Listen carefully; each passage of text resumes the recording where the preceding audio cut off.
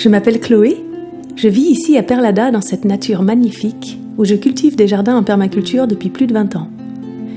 J'y ai créé une pépinière de sauvegarde de la biodiversité fruitière locale il y a une dizaine d'années et maintenant j'ai envie de créer un lieu de reconnexion à la terre pour réapprendre à prendre soin de la terre, de soi et de la vie.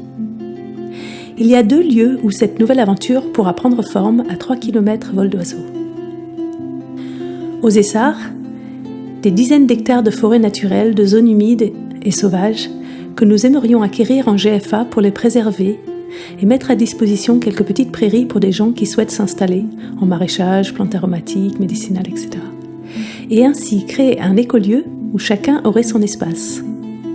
Nous y installerons aussi la nouvelle pépinière des jardins de Perlada dans un lieu plus accessible et planterons de nouveaux vergers de conservation et un musée de la pomme locale.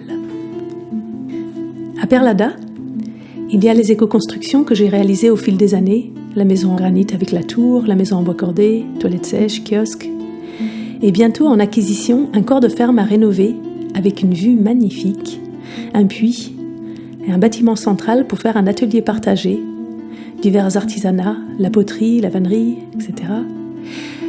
Et un grand préau pour l'atelier de construction de Tiny House.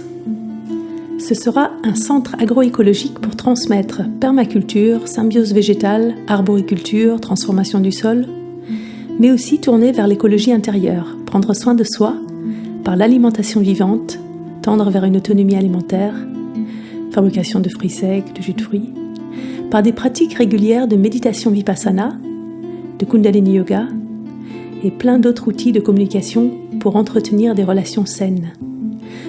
Ce sera aussi un lieu d'apprentissage et d'épanouissement tourné vers l'avenir, vers les enfants, avec une crèche et une école démocratique dans les bois.